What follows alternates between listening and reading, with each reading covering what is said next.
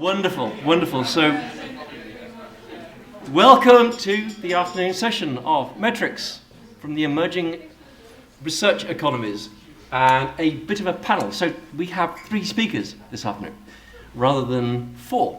So, and Juan tells me that his presentation is on the short side as well, so we may be getting tea and coffee a little bit earlier than we planned, which is great. Or alternatively, we can ask lots of deeply penetrating questions of our 3 scholarly speakers this afternoon. We're going to start with Juan, Associate Director of the Public Knowledge Project, Canada, is our first speaker. So if you would like to take the stand. I'll keep an eye on the time there, Juan. All right, I do have some slides. Do they get loaded? This is, I set my slides in advance. Do I click here? Do I click forward? That's no, that's your slides. You want to go first? Yeah, do you mind? Yeah, can you undo the introductions there, Mike? Can you do her slides are loaded first. So Okay. So here we go. We have Sahar, Abuelbashar from Sussex. Oh, well done. You said it right. Yeah, no worries. Who is talking... Saying my surname is a bit of a challenge for a few people. That's straightforward. Political instability, lingua franca, and engaging the local community. Yes. So, hi everyone. So, I am a research metrics analyst at the University of Sussex. You're probably looking at this title and thinking, what's Africa got to do with my role? So I'll explain a bit about my background. So in terms of what I do in Sussex, I'm the sole person who looks after analysing bibliometrics, Altmetrics data. So I look after all the big data of scholarly communication. So why Africa? Right, so this person, Innocent Awasom, who's an associated librarian in Texas Tech University, got in touch with me a while back.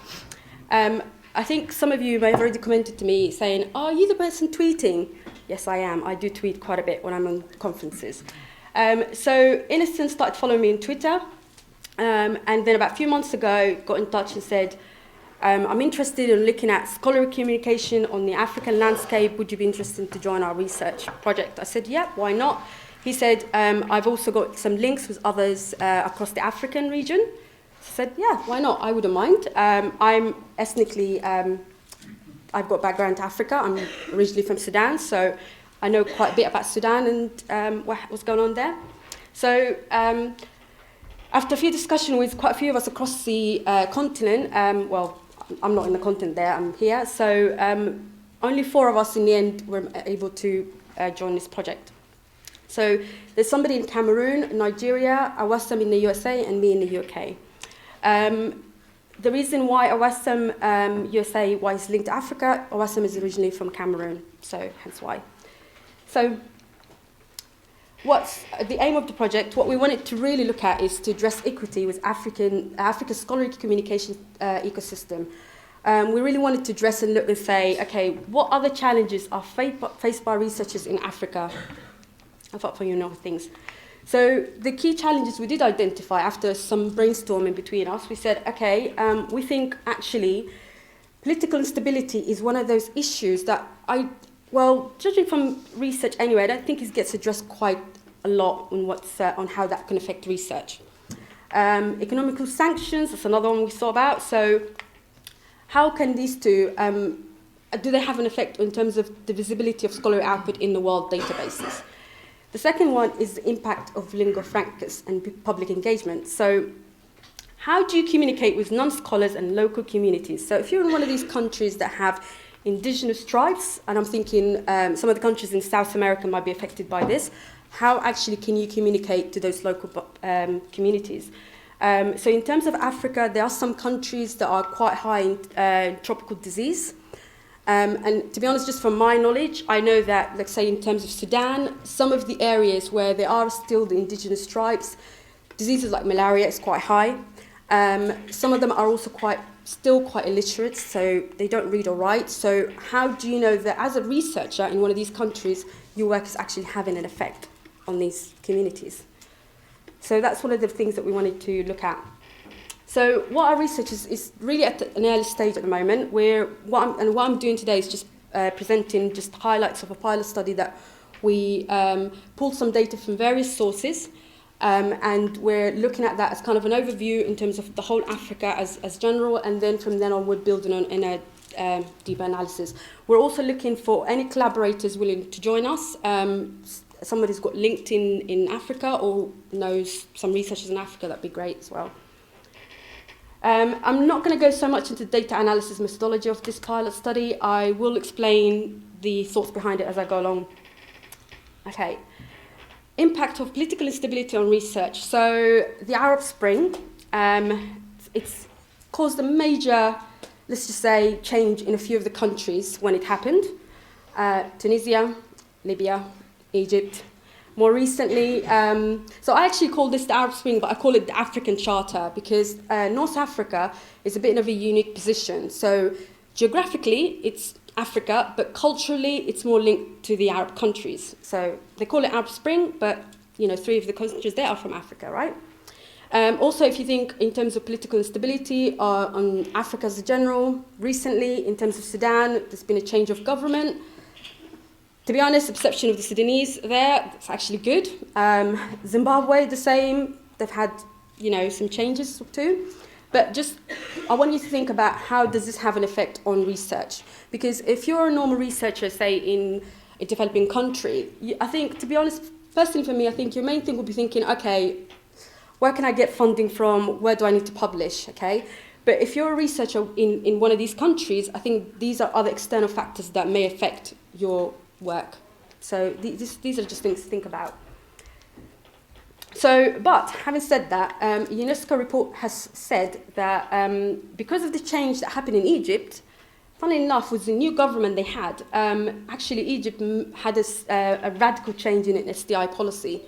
They're really increasing in terms of their R&D spending. So, the African Development Bank also has some things on political instability and just external risks, things like what's happening in terms of the global market, so global trade tensions, that might also have an effect. And again, I've just highlighted there where it says uncertainties associated with elections and political transactions could weigh on growth. So that's, you know, things, this is a reality. Okay, this is food for thought. To publish my work in international journals so it is more visible, I often pay my friend in Nigeria to do it for me. Why? Because of the trade sanctions. Impact of economical sanctions on research. So this is a conversation I actually had with an academic from the University of Niala in Darfur. Darfur, as some of you here know, it's one of the regions in Sudan that's not been in the good news lately, let's say, or the last, say, 15 years or so. But yeah, so this is an academic that I actually got in touch with, and he explained to me this is the things that he actually faces. He's aware of things like journal impact factor, but he wasn't aware of the open access. So I explained to him about open access, but I did warn him about predatory journals. So open access is good, but I think also for some of the researchers in those countries, they can fall foul of predatory journals, so as we all know. Okay, this one is a recent paper from some authors in Iran. You may think Iran, why? Iran isn't in Africa, but the reason why I want to highlight this because so the Iranian researchers actually tend to do a lot of research on how things like economical sanctions can affect their research. So the one I just want to highlight is this. We conclude that academic boycotts violate researchers' freedom and curtail progress. So actually, you know, having things like economical sanctions can even stop the researcher from actually moving around freely and attending conferences and communicating with peers. So, okay, it's just a statement from OFAC explaining why they have these trade sanctions on some of the countries. Do they work? No, not really, they don't. I'm not an economist, but some of the economics research on this have said actually this has an adverse effect on the country the economic sanction has been placed on. In terms of Africa, there are 9 African countries listed on the active sanction program list. And these are just made ranging from minor to severe sanctions. So, what about publishers' guideline on sanctions? So I actually searched quickly on Google, and I have to admit, to be honest, that the one that actually appears on the top is Elsevier. So Elsevier has a page about, this is no criticism, by the way, to any of the publishers here in the audience, but Elsevier has got a page about, for authors willing to publish in their journals and what to do with trade sanctions. The same with Atlantis Press, but I couldn't find any of the other ones, and for me personally, it was hard for me to look for this information. So I think for the publishers in the audience, just food for thought, if you are, maybe you should make this a bit more accessible so people can be, authors can be aware of it. Just a thought, I don't know. Okay, my next thing is impact of languages. How many people here know about ethnologue.com? Only one person. Okay, so Ethnologue is this great big data of languages. So it lists, it's an American company, they list all the number of, literally languages spoken per country. It's quite fascinating, actually. I didn't do any of this, by the way, I just pulled it off from the database. But so just to highlight a few things. So the languages of most native speakers in the world, Mandarin Chinese. Languages of most speakers, English. And I've just pulled the geographic maps just to show, look, China, look how many people speak English. Yeah? So, question for the audience, how many languages, so which country do you think in Africa has the most spoken language? Just shout out. 20. Ghana? Uganda? Okay. South Africa, I think. South Africa? Kenya? Okay. Actually, the winner is Nigeria. So I pulled this data from Ethnologue. Just to point about Ethnologue. If you want to do this research, it only allows you to view 3 pages per month. So I literally just went into the pages by country, just said, okay, this is how many languages have been listed per country.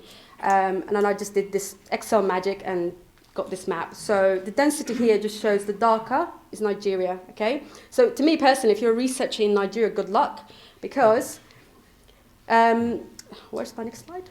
There's 525 languages spoken in Nigeria. So definitely good luck. Also equally, if you are in Papua New Guinea, good luck to you as well, because that's apparently the top country that has the most speaking language. Just for the audience from the US I think is like 4th down on the list, so that's quite interesting. Just a thought. Why am I pointing this out? I'm just saying again, go back to, if you're having to communicate with somebody who speaks different languages, what do you do? And how easy is it to track that impact as well? Africa as a whole speaks over, nearly 3,000 languages, I'd say. So, wow. So the point is, do these challenges identified had any real impact on Africa's scholarly communication ecosystem? So what we did was, and sorry, let me just, on this slide, so just as a bit an overview in terms of what Africa is doing economically and their SDI agenda. So the African Union has this agenda for 2063. Go back. Which they are looking to increase basically spending on innovation, science and technology, and they have this agenda by 2063. UN says that 0.4% of GDP was devoted to research and development in sub-Saharan Africa. So actually Africa themselves, within Africa, they're doing research for themselves. So they're thinking about it, yeah? They're in terms of pulling the funding and that. Okay, so this data just got pulled from the UN statistic data pool. All it is really to highlight quickly which country by GDP is the economical powerhouse in Africa. So Egypt. So do you remember when I said earlier about the Arab Spring countries? And Egypt was one of the countries. Well, look, Egypt is doing pretty well. Another one to pay attention to, I think, if I think Tunisia, no, not there. I did thought that was quite interesting that Sudan was also pretty high there by this indicator. So, yeah. But the one that I do want to highlight the most is Ethiopia. So Ethiopia had this perception in the world of being the country, and I hate to say this, the famine country. It isn't anymore, so it's doing actually pretty well, and it's, in fact, in terms of GDP growth, it's the highest. So, one to think about. So, the data. So this, all we did was we reached out to Dimensions, so Clarivate Analytics, Elsevier, and Digital Science, and said, can we have a look at your publication coverage for African countries? And what we did was, because each of the databases, they match the countries differently in terms of regions. So actually we've gone by World Atlas and what the World Atlas deems as a region. And just did a quick search. Well, I say quick, it wasn't that quick really. And just, so by the three databases, just to kind of get an overview of the volume of publication output by from African countries. And then what we did is average that across the three, and then just sorted out by this table here. So this is just an average across of the three databases. So if we look at this average, oh, and the other thing as well, we only looked at publication years of 2014 to 2018 because we wanted just recent output. Articles only because journals are the ones that are predominantly more indexed in those databases. And then just to give you like a number of the size of the continent. So Africa, if we do it sorted by the average, it comes second to last. However, for the continent that has the most amount of countries, you know what's going on there, so yeah. Next, so in terms of languages, this has just been pulled from Scopus. This is looking at the actual content of the articles the languages have been published in. So in terms of Africa, so this is saying that I think English, French, Chinese.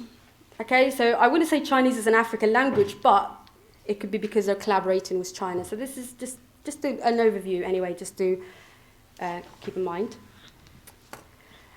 This is just a quick, again, simple extract using Scopus, Scival. So literally looking at scholarly output by year for the last 20 years or so for each of the African country and the citation raw count. That's all that is.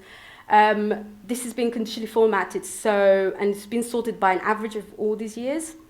And the reason why we looked at this data is to kind of highlight which countries that we think fit the criteria of political instability, as they've recently had some political change, and the ones that have economical sanctions are performing in terms of scholarly output.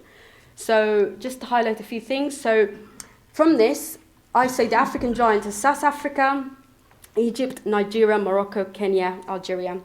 These are the countries that are actually doing really well in terms of scholarly output. Two of the Arab Spring countries, I would say, so you've got Tunisia and Egypt are performing really well, which is quite interesting. Nigeria has the largest share of languages spoken in Africa. It's also amongst the top, so I guess they're doing something.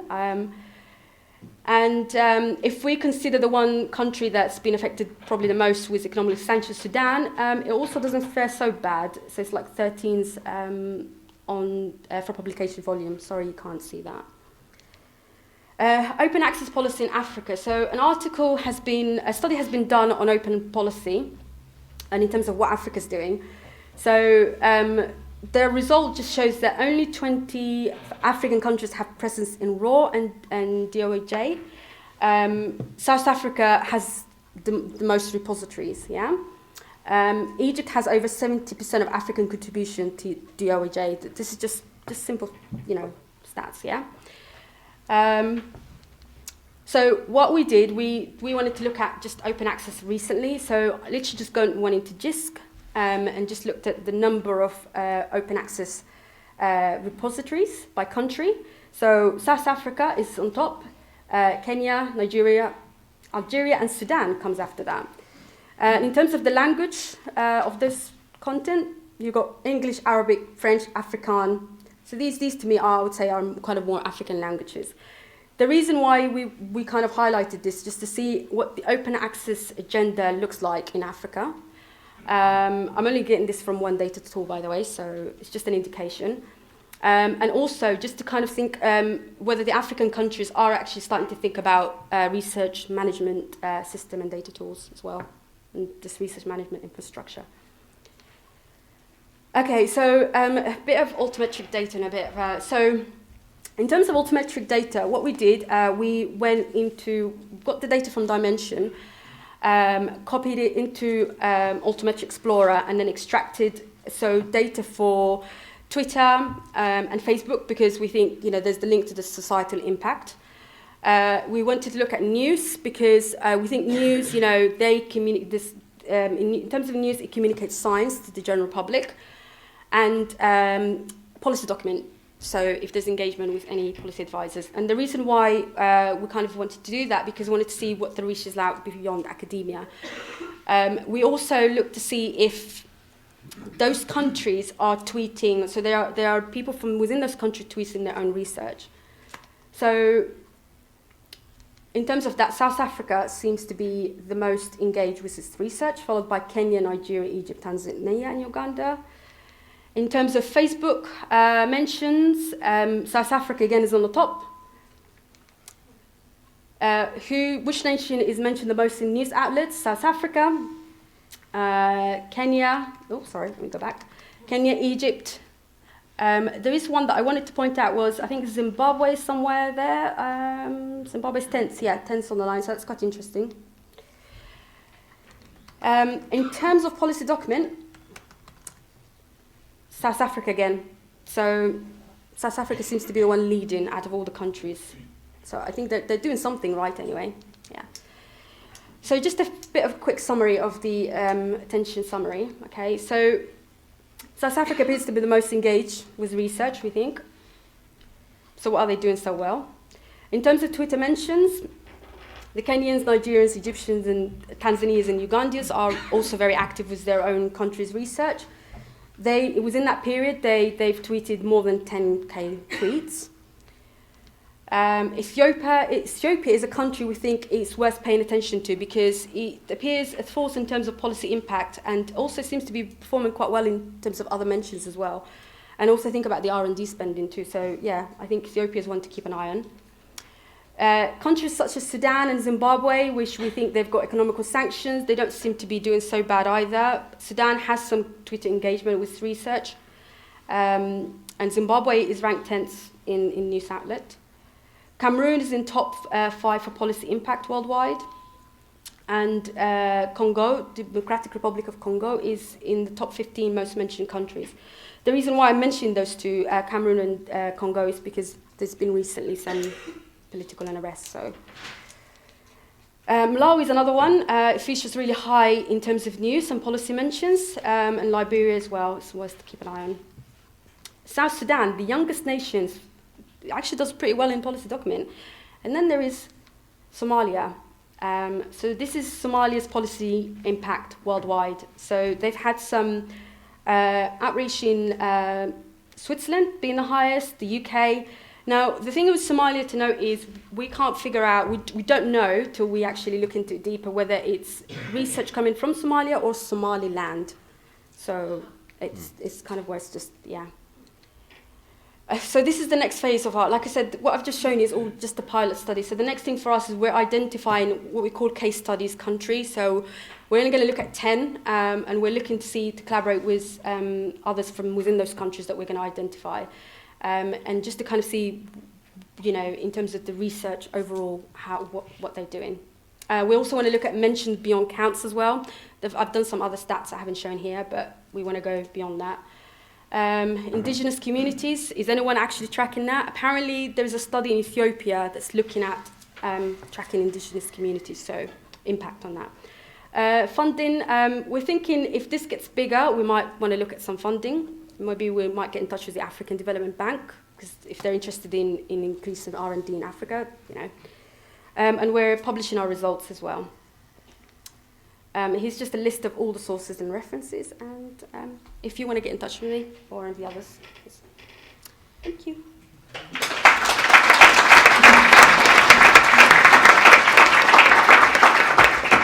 Thank you very much. We'll take any questions at the end. That was really interesting. Thank you. All right, take two. Let me give it another go. Yes, that is me now. Okay, so I've had to do I've left the title as it's written in the program, although the talk I'll give will be a little bit different. And I'll explain why, it's sort of part of the talk, explaining why it's not this talk. So I wear, those that know me, sort of multiple hats. So part of what I would do is work with the Public Knowledge Project, which is the group behind the open source software open journal systems. And I'm probably, in this talk, I'm probably wearing my PKP hat more than anything else. I also do work as an Altmetrics researcher and just as a scholarly communications researcher in general. And so that's why you see well, it's kind of cut off at the end, but the Scalcom Lab is a sort of research group that I co-direct with Stefan Justine, who's also here, where we do a whole bunch of Altmetrics research as well. And so that kind of also informs what I do, but I say I'm mostly here talking from my PKP perspective. I think there's only a couple of you in the room that were around back before there was an Altmetrics conference. There were two workshops hosted by PLOS in San Francisco that were around article level metrics. So the history of Altmetrics are sort of PLOS very early on, starting to promote metrics at the article level. And I went to the first one of those workshops in 2012, and was a little bit alarmed. As someone that had been doing a whole bunch of work in Latin America, in seeing how all of a sudden there was a room full of North Americans and Europeans talking about what was going to be the future of research assessment. And so I signed up to go again in 2013, and I gave a talk called Our Article Level Metrics and Altmetrics Propagating Global Inequality, in which I sort of just railed at everyone in the room around thinking, are you actually considering what those of us in the rest of the world are doing and what we might need in terms of metrics, and both in terms of the infrastructure, what metrics, what should be the things of what we're doing, with a real concern that both the metrics were being shaped in terms of the construction of what those metrics were, as well as what were sort of the infrastructures coming in place to provide those metrics, that we're going to create a new system, same as the citation system, the citation databases, where the journals that sort of are the early adopters of those things and the journals that are best established and the researchers that are best established are in a better position to succeed in relationship to the other parts of the world that are going to then end up having to sort of latch on to metrics and infrastructures and things created without their use cases in mind and their realities in mind. And so this is I guess 6 years on, this is my sort of follow-up reminding us that 6 years later we still haven't quite gone as far as taking into account the perspectives from the rest of the world. So this is, you're getting the reprise of the 2013 talk. Part of that, actually, what I announced at the very end of this talk is that PKP, what we were going to do is we were going to take the open source software that PLOS was using. At that time was just called PLOS ALM, and we were going to try to provide metrics for the journals in the most of the world, as I sort of like to say. We wanted the metrics to come from open source software. We wanted those metrics to be free of charge for people, and we wanted there to be an opportunity to have some engagement with communities in other parts of the world in terms of what got collected and how and what got counted. That project that we had back in 2013 of trying to kick that off with the PLOS ALM sort of has picked up and stumbled multiple times, in part because of our limited resources in carrying this on, in part because the PLOS ALM software really wasn't built to try to operate at that larger scale or really to be implemented by a distributed community in the way that open source software, if you really want it to become an open source project, needs to be done so that it can really be deployed in sort of a distributed ecosystem. And so that sort of stumbled until finally we now have open source altmetrics based with open data that's freely available to everyone to use. And that's something that if you were at one of the earlier, I think it was at the last Altmetrics conference that I think Joe presented on our behalf, the sort of open source altmetric ecosystem that sort of PKP has coordinated, but really in large part because Crossref stepped up to say, well, we're going to try to do with Crossref event data, try to provide metrics that are now done with open source software, and the data is going to be openly available. And there's an opportunity for us to try to see what other new metrics, what else we want collected there, and try to feed those in. So rudimentary, this is set up in such a way that Crossref is doing the bulk of the heavy lifting around collecting the things. But then PKP teamed up with Impact Story, now called Our Research. By the way, they just released a new preprint on open access adoption and prediction, so you should check those out. But we teamed up with them to create a tool called, well, they created with our funding and with our guidance, a tool called PaperBuzz, which is grabbing the complexities that you've heard Joe talk about in terms of the data model of cross-ref event data and really try to turn them into some simple metrics that can be used. And then we made a little JavaScript library to be able to pull those metrics and visualize them on article pages. And the idea is that now you can, if you're using OJS, which is used by several thousands of journals around the world, there's just a symbol, there's a plugin that you can install, you turn that on, and essentially now you can have sort of nice little display of metrics on journal pages. So I won't rehash all of Joe's talk from last time explaining all of the intricacies of that, but the idea there was at least that even if we're going to have the same traditional metrics as always, let's at least make sure that we have them in an open source, free of charge, with open data infrastructure, so that there is some tie-in to communities from other parts of the world.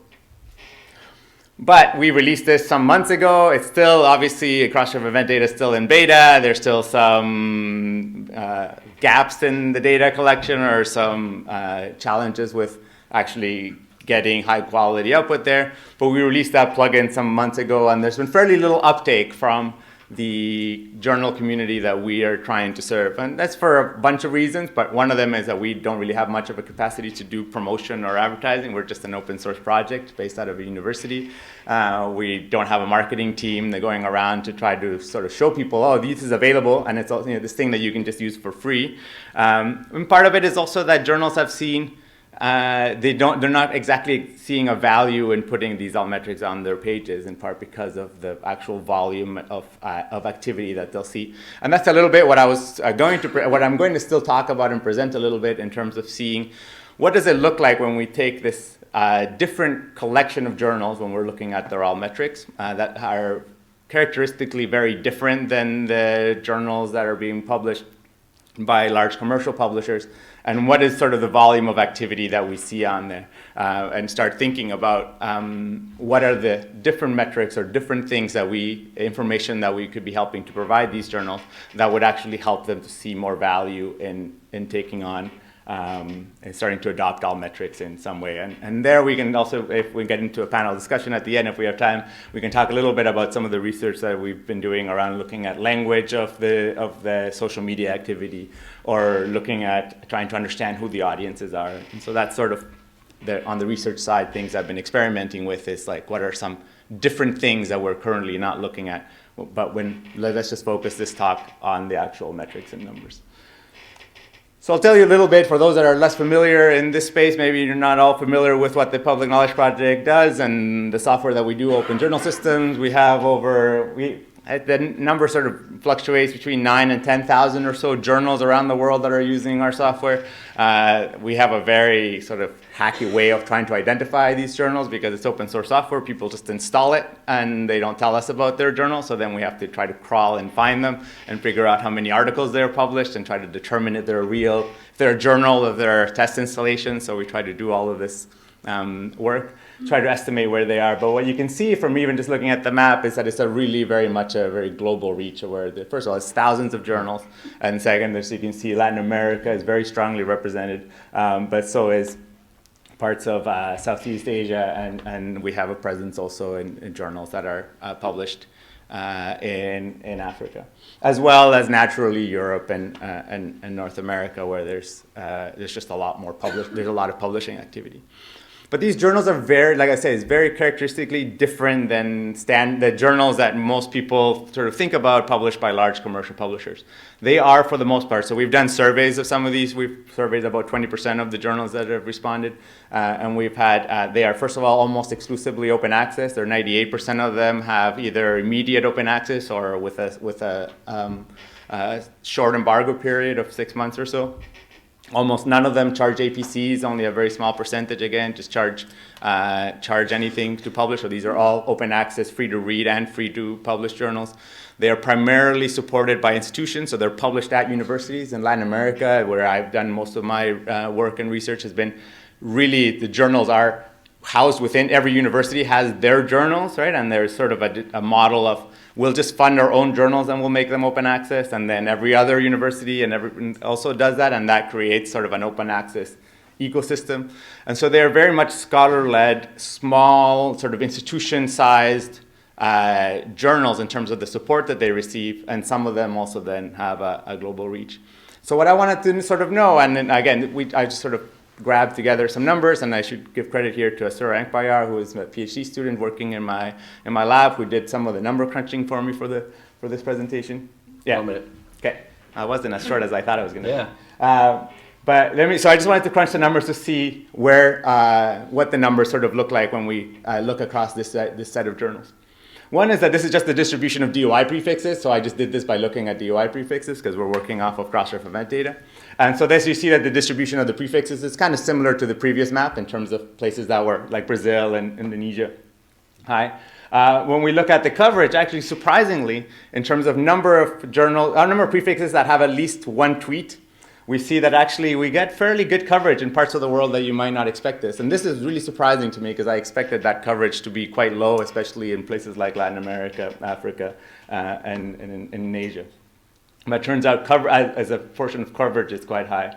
But what you see when you try to map coverage here, so the higher up, the higher percentage of the DOIs have at least one tweet, and when you look at the mean, is that you do see that North America and Europe have a much, like their highest is way higher, and then what's labeled as sort of the highest dot for each region, and what you see is that some of the regions you see that their highest still doesn't go that high in terms of the average number of tweets for every DOI prefix.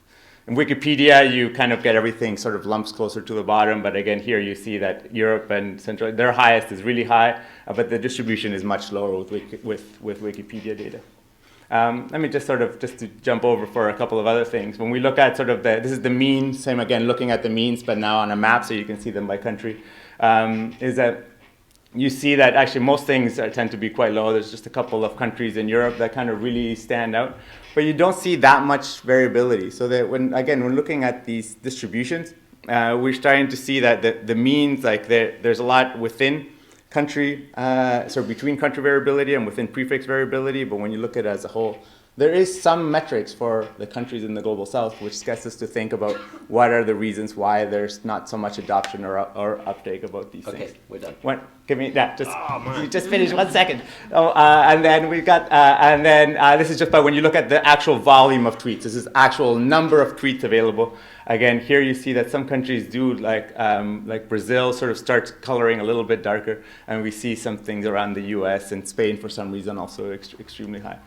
Let me just sort of conclude by saying that we still actually have quite a bit of not a long way to go in the presentation, that's done, but a long way to go in terms of what needs to be done around Altmetrics, we've tried to provide an open source infrastructure, but still nobody's building tools that cater to journals that are operating under these different conditions. Nobody's building tools for journals that can't pay. No one's thinking about building tools to provide metrics that are different than the metrics that are currently being provided in terms of count. People might be thinking about them, and no one's actually doing it in a way that's going to be able to be adopted by countries working at these conditions. And so I hope it doesn't take until we come to the 12 a.m. conference until I can come and say that I don't need to speak about advocating from journals from the Global South. Thank you. Okay, thank you. Okay, our final speaker in this session is Professor Oliveira from Brazil, the wonderfully named University of Afuh. Afuh. That's how I say it. It's probably not how she says it. But it's Fluminense Federal University. Where's my slide? You click forward at the thing. Okay, thank you. Yeah. Yesterday I was on behalf of many researchers from Global South, and today I am still in this role, presenting a part of my research, but related to research on Global South. Mike introduced me, but I want to reinforce my background. I am from Federal Fluminense University, university in Brazil. I am professor. So what I am bringing today, it's results of my interest related to who are doing researches on Altmetrics in Global South. And of course, I will bring some important concepts to think about what is Global South. But the context about my interest of this research, since the beginning, since when the Altmetrics studies start to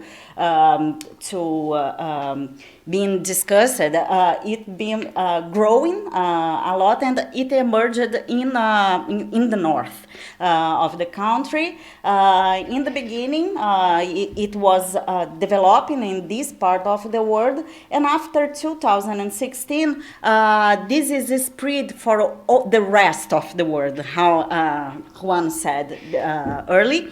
So who are these researchers? What they are talking about? My interest here is to understand if there is something different from the Global South researchers that is being developing researches about Altmetrics, or if they are reproducing the same discourses, the same results, using the same tools. For this, what I intend to do is the methodology to understand these studies of Global South. I did a multi-methods with a global mapping, meta-research, and social network analysis with a broad sources. Our north is the south. It's a thing that the Global South researchers talk like as a flag for us, like a thing that we really preserve and defend all the time.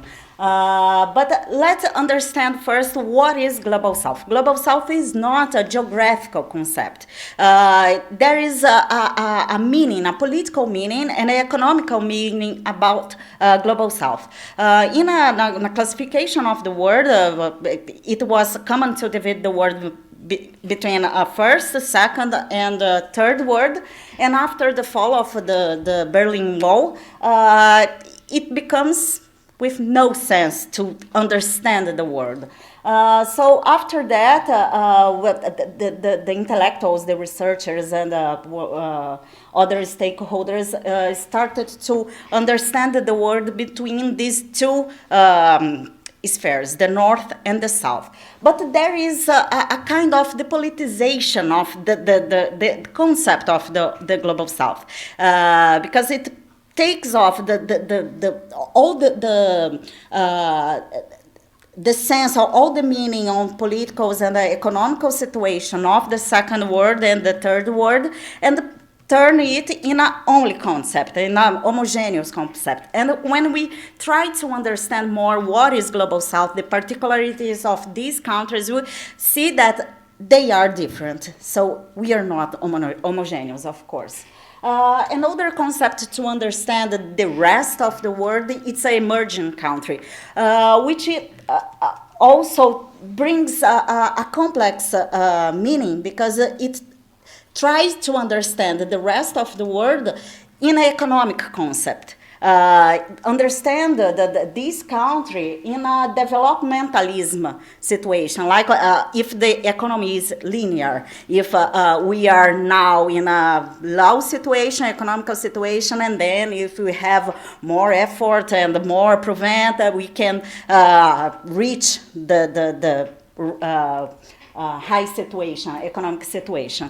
Other concepts to understand the rest of the world is bringing this kind of concept like center, periphery, semi-periphery, center, periphery, or in other words, it is complex. But we needed to understand this the rest of the world. We needed to understand who we are. In this comprehension about the Global South, it emerged a lot of thoughts and epistemologies on this, on trying to understand who we are, bringing different concepts like dependency, that we needed to fight against the dependency of the North. Well, I will not spend a lot of time on this. I know it's not the audience. You are not my students, but okay. One of this situation that emerging, especially during the 60s, when these non-alignment countries, it becomes more intense, it emerged some alternative discourses about this part of the world. One of that is the process to understand the decolonization of this part of the world, of these countries. And what is this decolonization? It's a fight for more open, plural, and participatory spaces, especially the universities, trying to fight against the colonialism and try to fight against the intellectual imperialism. And one of three of the main critics about these discourses on the decolonization is that the non-Western countries repeat the same theories and models and methodologies from the North. They do more empirical data than theoretical implications, and there are many multilingualism challenges to face. Well, the research. What I did, first of all, I collected data from dimensions using some countries from the G77 plus China, following the comprehension about this part of the world, the Global South, through the Financial Center of South-South Cooperation, plus Mexico and New Zealand, because they are countries that is not part anymore from the G77, but they were countries of this group. And what I found is 44 productions using the Altmetrics keyword, and also altimetria. That's a word that we use in Brazil, the translation of Altmetrics.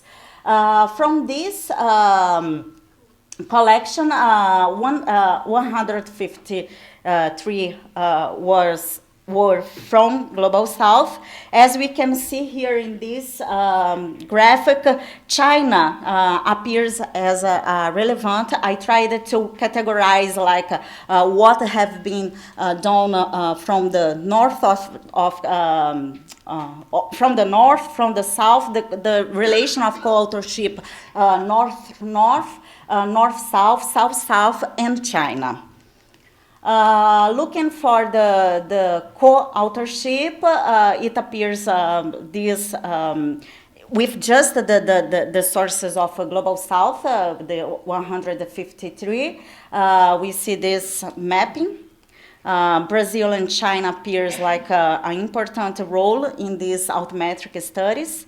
Looking at the social networks with the co-authorship, we saw a centrality of United States between these countries, especially with the South African countries.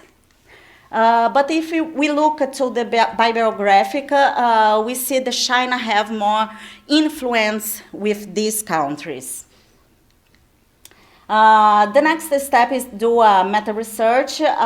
Using the dimensions, I saw the most prominent countries that appears, and then I tried to go deeper into the data. Why? Let me tell a really brief story. I am from Brazil. I am, beyond being a researcher, I am also responsible to validate the DOI of my institution. This year, we had a huge and cruel cut of the university, and we have to choose. Well, I will pay the DOI. It's just $1, but it's $1 for all the production of the university. Or we need to pay the electricity bill, or the restaurant for the students. Well, of course, the restaurant, no, not the DOI, no, our students need to, to eat, of course. So when I faced this situation, and I thought, well, this is a Brazilian situation, but the rest of the world could be facing this same problem. So let's look not just with the platform that collected data from DOI, but a broader source. So I look in general at Google, doing some research, and I saw some difference between what I found in Dimensions and what I found in Google in general.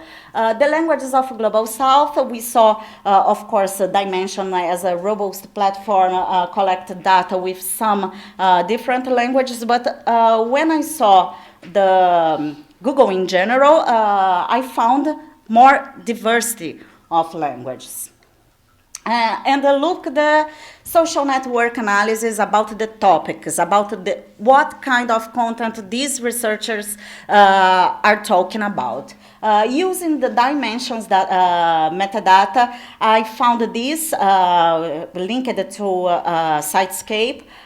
We found this topics, measuring social media, Altmetrics, academic social network sites, South Africa and the university, this kind of content. And when I went to the general databases that I collect in Google, and examining a small sample, of course, because the content analysis, it's more complicated, and I spared just a small sample. And I found different content of they are talking about. They are talking about the disadvantages, evaluate the evaluation, critical to the coverage, and also critical to the whole assessment system. And the challenge, of course, it's just the final presentation. The challenge of the researchers on Global South. Of course, the language is the most important challenge we have. The infrastructure is also a problem that we face, so it's something that we need to pay attention about that, but also political and economical instability. For example, in Brazil, the president, beyond the cuts against the university, he censored a lot of research that goes against what he believes. For example, the researches about devastation of the rainforest.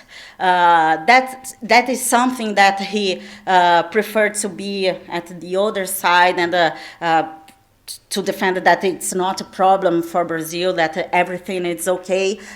He censored some research that was published by important institutions of research and of science and technology in Brazil.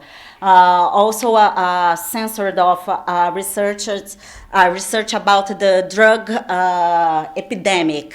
The President Bolsonaro defends that we are facing a drug epidemic, but it's just an argument to put more arms and invest more in the army. And what the research showed is that we are not facing a drug epidemic. So this is a problem that we have, and this is a challenge for Brazilian science, for example. But it's part of the democracy, and we need to fight with the democracy. We need to, okay, we elected this representative, so in using the arms of democracy, we have to face with it. But when it is in our hands, it is in our Brazilian hands to decide to change the future of Brazil. But when the arms that we don't have arms to fight against more other and complex situation like the structures of a global scientific system. For example, how we can fight against the ranking of the universities that use criteria that doesn't fix to us. How to fight against this representation of the global south countries in the indexing databases. So this is, I think, this is the biggest challenge that we have to face beyond the language, the infrastructure, and also the political and economic situation. And thank you so much. Thank you.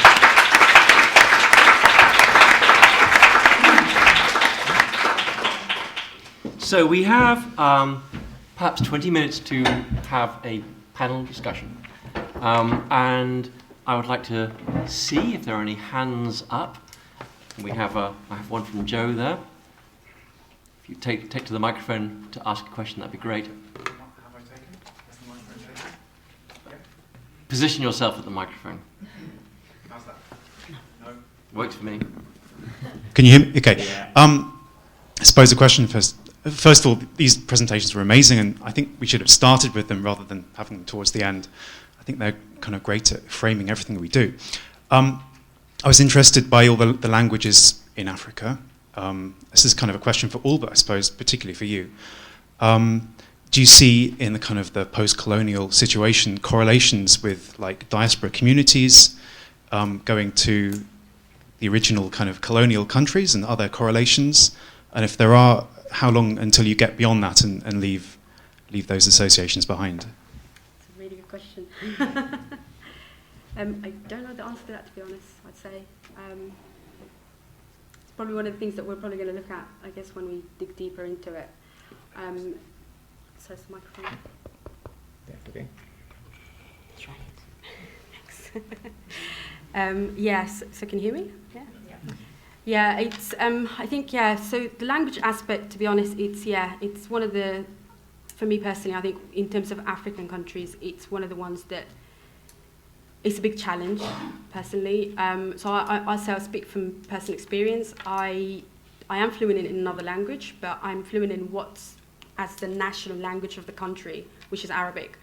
But my dad speaks a dialect of the region of Darfur, so he will sometimes utter words in his family members, and I'll be like, what are you saying, you know? So the way I look at it, you think, okay, if you're a researcher in one of these countries, you think, okay, and say, I am researching in tropical disease, for instance, but I only speak the language, the national language of that country. How do I then communicate to those local people? So, yeah, I don't really have the answer to it, to be honest. But yeah, it's probably something we'll dig deeper into it. If I can say one thing about languages, so we looked at, for example, just in a small case study, just because part of my role as a researcher is to kind of explore some of these ideas. We looked at Zika, research about Zika in the 6 months after when the epidemic was sort of at its peak. And we looked at the language of the social media posts to see what languages is it being discussed on social media. And on Twitter, you might not be surprised to hear that the vast majority is all just being discussed in English. Populations affected by Zika are not in countries whose primary language is English. And we looked on Facebook, we found still majority English, but there is a much greater percentage of the discussion that's happening in Spanish and in Portuguese. But there's the indicator when we look at metrics for, and we start talking about the country that's doing well under some indicator, and you're looking at the volume of activity, it's hiding the fact that actually doing well in terms of your researcher researching something like Zika or some other tropical disease, something that affects a local population, might actually be measured in how many different languages or what percentage of the activity happened in local languages, or in how many different communities did you reach. And those things are not being surfaced right now by any of the data. But that actually might be an indicator or a metric that researchers from other countries might actually be able to do better at than English speakers. And so there's no incentive for people to start to adopt or try to talk about those metrics, because they are affecting a part of the population, a part of the world that has less power to influence the direction of the use of metrics in the first place. Yeah, I think I prefer to think that this is a great opportunity for this part of the world, because we are trying to develop a lot of technologies based on developed with artificial intelligence to recognize the diversity of languages of the world. So I think this challenge it's a really good opportunity, not just from the people from Global South, but from but for the whole world, because it makes us to be in fact more plural and diversity. But then I have another question. How do we tackle languages that are not written? What? How do you tackle languages that are not written? There's no written format to them. So yeah, it's a big challenge. Yeah, it is. Yeah.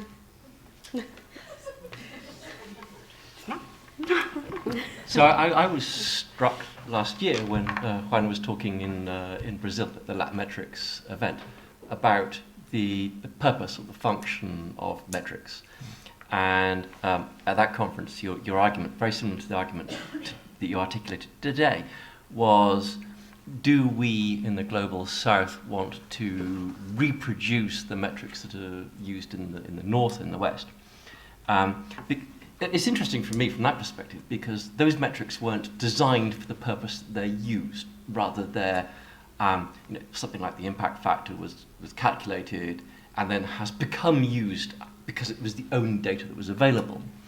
And in some ways, all of the data we use, much of the data we used in the preceding 40 years in bibliometrics was what was available rather than anything that was designed for the purpose.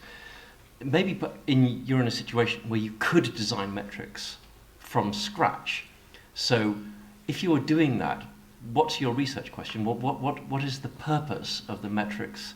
What are they designing? What would you design them to show? Yeah, this is where in some sense, the thing that I was sort of warning against was around using metrics for the purposes of assessment. And in some sense, thankfully, the metrics are so messy that no one has really seriously put them into a form of really being able to use them for assessment in the way that the impact factor has been used, because that would have been detrimental to researchers from Latin America or from other parts of the world. I have been trying to argue for creating metrics that promote understanding your audience, creating greater engagement with local communities, and actually looking at sort of the social part of the social media metrics is actually thinking around how do you create more interaction between researchers and their publics? How do you create better interactions between researchers and themselves? How do you promote national development goals or the reasons why we undertake research in the first place? And that's where you get things like thinking about the relevance of the topic for local populations, that the researchers are engaging with local languages and local communities, where you get you don't succeed by being more popular on social media or having more mentions, but rather by how many different communities you reach or how much interaction was created as a result of the social media activity. I think that we could create metrics to try to capture those things so people could then argue saying like, look, my research did this other thing. And so I would try, that's what I've been trying to sort of create ways of saying, okay, well, looking at the network analysis, looking at languages are things that have been my attempts at saying there's other possibilities, and I'm waiting for somebody to take up those methods and put them into practice at a large scale in a way that I can't as in my role. Sahar, do you have anything, any observations about what metrics might be designed to do in the future? Well, in terms of, say, Africa, Yeah, absolutely. I think with Africa, I think you need to understand the needs of Africa, first of all. And second, we need to stop thinking Africa is one country. It's different countries. So as like the data showed, South Africa seems to be going way ahead. And I think if the other countries sort of use that as a bar, the one thing I didn't mention in there is, so South Africa also has the largest amount of official languages spoken in the country. So, but they're doing really well in terms of their scientific communication. So what are they getting right? So I think and I think so you need to look at, in terms of country, the countries themselves need to look at their own needs. And this is one of the reasons why we want to highlight this, and we're hoping to produce some report for it to inform those countries in Africa. Yeah. Jenny? Yeah, I will do some kind of marketing now. I am organizing the Altmetrics conference. It's a conference for Latin America researchers on Altmetrics. And the theme of this meeting, it's an annual meeting. Last year was in Brazil. This year will be held in Cusco, Peru. And the theme of this year is what kind of alternative metrics do we need? And of course, the both answer here is exactly what I think. But I think that the problem is not on the metric per se, but in a fair way to collect data, in a fairly system to input the data. When I saw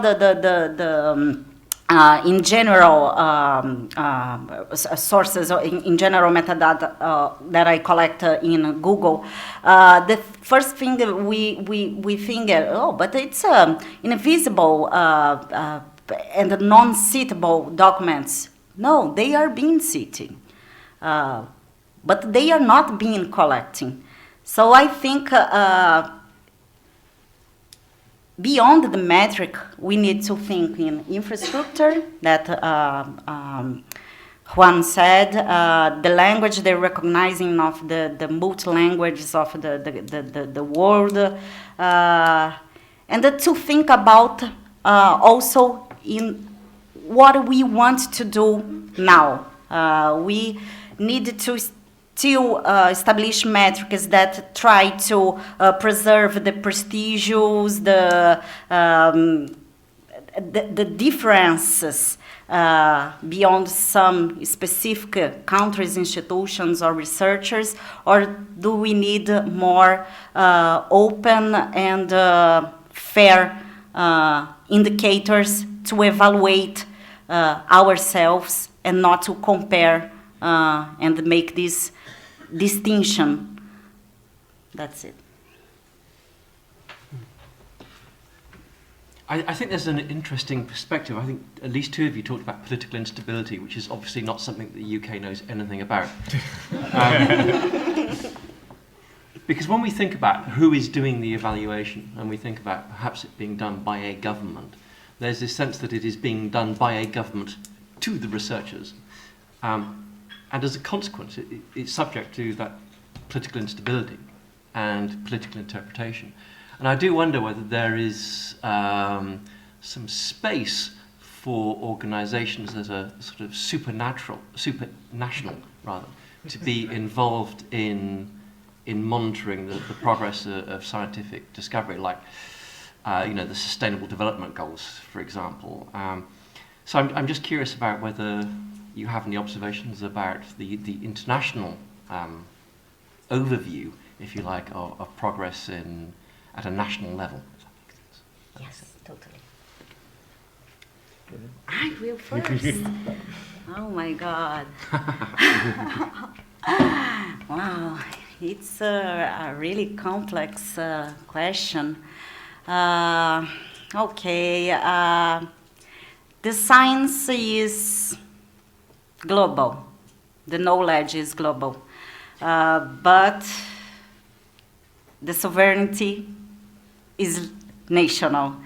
So what I think about these international institutions, of course, they are so important to maintain the peace, to maintain the development, to increase the development, to increase discussions about justice.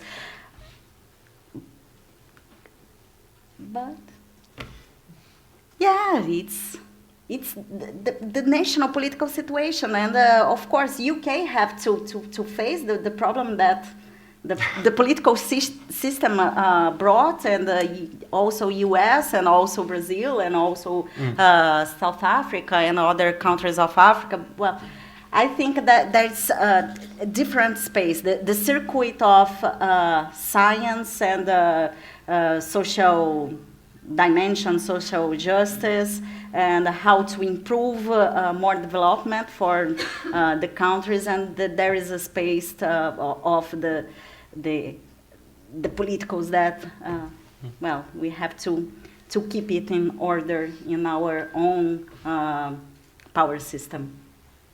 It was clear. Do you have any more questions from the floor? We have a gentleman over there. Right. Please introduce yourself, sir. Hi, John from the University of Greenwich. I don't know if it's working. Sounds like it's going in and out. I was just interested in some more general metrics question, but I think it's very relevant to Africa, Global South, developing countries.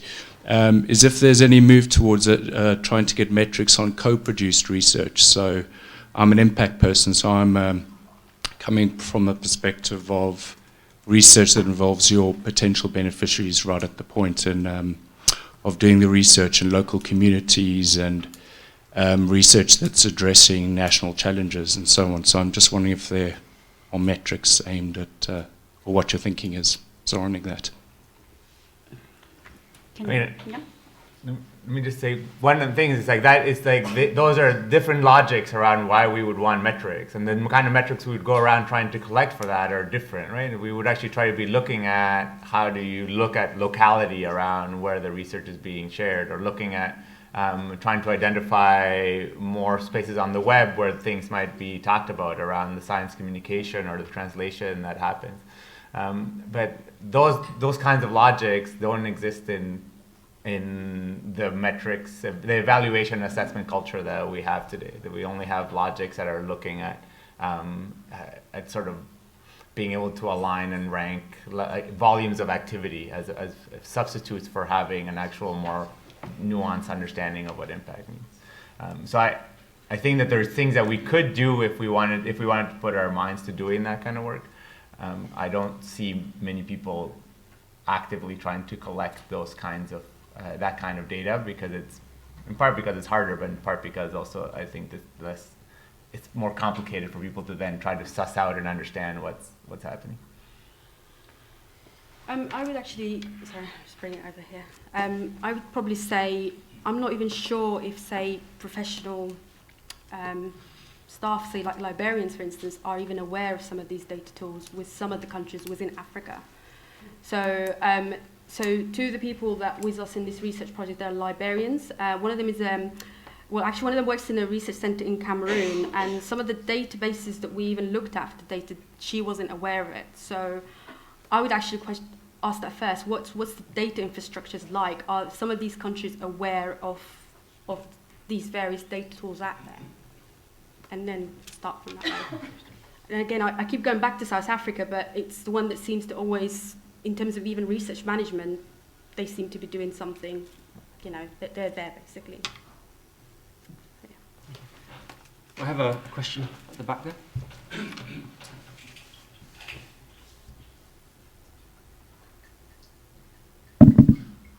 The political stability element, I think that's interesting to further investigate. what would you suggest to use as an indicator for political stability on the basis of metrics? I don't know who wants to answer that one. Interestingly enough, so the UN, or shall I say the African Development Bank, actually has an indicator on number of public protests. That's how they judge sort of political instability. So they're concerned with this because they know, in terms of within African countries, to be honest, it's a big problem. So I would also say, I'll go beyond that in terms of academics, freedom of expression. Some may have to be quite careful of what they say. So one of the things we're trying to do is we want to survey some of these, we want to survey some researchers within the case study countries we've highlighted, we're going to highlight. But we have to tread carefully because some of the questions around political stability, how can we ask them that? And so one of the things that we did look, the reason why we did look at political instability is because, again, that conversation I had with the academic in Sudan who was saying because of these issues, this is affecting their work. So it's a bit of a tough question. Yeah.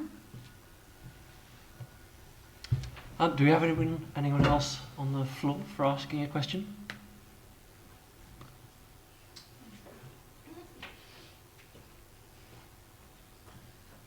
I think, Sahar, what you said about the people in the region maybe just not being aware what tools are available, and the other areas that you've already kind of touched on a little bit in terms of infrastructure are really important, because I think the reality is there are technical solutions that can completely bypass the language issue.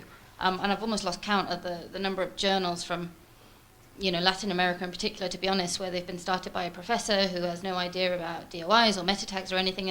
And the reality of how a lot of the scholarly systems work is that when you have those infrastructure in place, you can deliver a service and benefit from these kind of tools in a much more sustainable, reliable, and cheaper way, because otherwise you're looking at building all kinds of custom stuff that comes at a cost.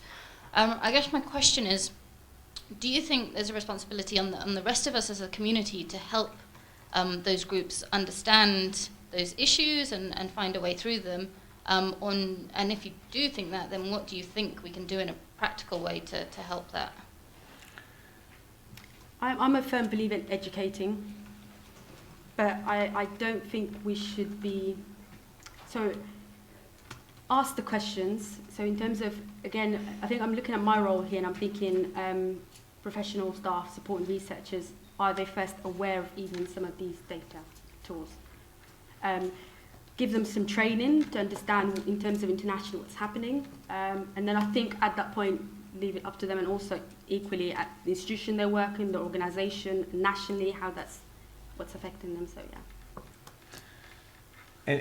It's like a little bit, it's a tricky question, right? Around whose responsibility is this? And this is where a little bit where I've asked that question many times, around who's going to take, this is where, like in my role at PKP, we were like, okay, we see it as part of our responsibility to try to figure out a way of doing it. I'll say on a couple of different levels. First, there's on a level of having the conversations of actually talking about these things in different ways, and actually making sure that even if you're not catering what you're building because they're not your customers or because they're not your constituency, or is that the conversation needs to be global, because a little bit of what Mike was saying sort of earlier around thinking around what is the relationship between the national and the international, is that governments and people, ministers of science and people working at different levels are also subject to external evaluations and external pressures. And so the discussions taking place globally affect things at the national level. So in Latin America, we see lots of governments setting policies that are explicitly using the journal impact factor for evaluation of researchers. That's a consequence of the global conversation. It's not, even though it's a national policy, and so then you're like, well, it's Colombia's problem or it's Mexico's problem. They made that policy, but it's because they're also subject. So what we shape as a conversation, and I think that's a responsibility that we all have, is to have a responsible conversation that is considering what are the effects of the way that we do things and the way we talk about it. And so I think that's something that we certainly all have to do. I think that's going to in itself have an effect. In terms of the tool building and the infrastructure, again, here this is like where the places that have the resources and where there's a market for these things are in some ways forcing that market onto parts of the world where there isn't a market. In Latin America and Africa are places where there isn't a market. Scholarly publishing is not a profitable business, and so there isn't money to be made in it in the same way, but there's resources. And so again, it's like, how do you have an ethical business practice around creating these things where you're considering the consequences of the fact that it isn't as in this model and in this structure of companies providing these services, you don't have a responsibility to your shareholders, but you do have, there's an ethical responsibility to consider the implications of those things. And in that sense, I think that building and trying to build things that are accommodating different perspectives and different ways of doing things, and that are trying not to impose models of how things should work in other parts of the world is a social responsibility that we do from places of resources have to consider. That's where groups like what we try to do at PKP is to say, okay, well, we have some resources, so we'll try to do it, but we're also still very limited in how we can do that. There needs to be more of that kind of an activity and trying to support those efforts where we can, because I think that there is there's an ethical imperative to do so. We have one last question there, and then we'll wind up for tea and coffee break. Maybe an impossible question. Great. Mike joked at political instability in the UK. Really, we're very stable. Yeah. Much of the world isn't. Mm-hmm. So from the panelists, from what you've seen, what works, hopefully a positive answer, what advice can you give to Europe, America, where things are falling apart? What does work in a time of increasing instability? What things should we focus on for the coming storm? I'll get very brief and optimistic one, is to get for academics to take back control of their infrastructure and the ways that they're doing things, to push back on evaluation systems by doing what it is that motivates them to do their work, and to resist the tendencies of more simplistic evaluations. It is a really good question because yeah, we have been facing a lot of instability, and taking this opportunity to answer Hans about what is instability, political instability. The political instability is when the traditional and the functional institution is broke. I think this is an instability political. And in our history, especially in Latin America, we have been facing this political instability since the beginning. Since then, they created the name Latin America. But especially at the last century, we faced a lot of political instability, especially during the military dictatorship period. And what we can use the history to look at this moment, when Bolsonaro censored a lot of researchers, when we are facing a critical situation in Peru, in Venezuela, in other countries in Latin America, is, we faced it before, and we can do it again. We can still fighting against this situation. We can still fighting for democracy. We can still fighting for democratic knowledge. And what's our role as researchers? I am researchers, or as librarian, or as companies, is still fighting for a plural and democratic world. I think that's it. Do you want to say something? I'll say expect the unexpected, I think. Expect the unexpected is my answer. It's a good question. It is a really good question. I think in terms of Africa, definitely with some of the changes that's been happening, certainly in the north, certainly in countries like Zimbabwe, Sudan, they've had leaders who've been ruling these countries for, 30-odd years? So in terms of Africa itself, as a continent, it's a young continent. So I think there's a lot of optimistic voices anyway. So, and I think that certainly in terms of Sudan, I think everyone is just, I don't know, to weather the storm, let's say, they just try and work together in order to pass the storm. That's all I can say. The short of it is we've lived through worse than Brexit, and Latin America and Africa has managed to continue to be optimistic and push back against those things. So you will also make it through this political instability, Joe. It'll be okay. Thank you very much. Thank you very much. That was a really, really interesting panel. Thank you.